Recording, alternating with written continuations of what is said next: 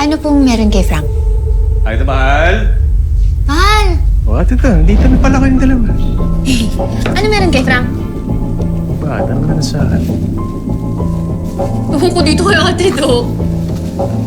Totoo ano yan?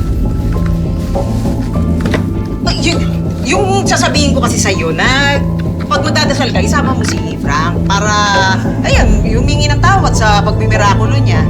Ay, sa ano, para humingi ng mirakulo. Yun yung sa tingin ko na dapat ginagawa. Yan. Lang naman pala eh. Kasi trabaho ko kanina eh. Ah, sa kabila sa Busy. station. Eh?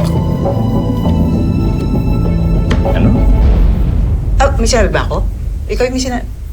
Wala kang sinabi? Wala. Kaya mo natin do. Pag nag-ubando tayo, 3 tayong sasayaw. Sige, yung gusto mo, di ba? Alam mo, ay dahil yung asawa ko bantayan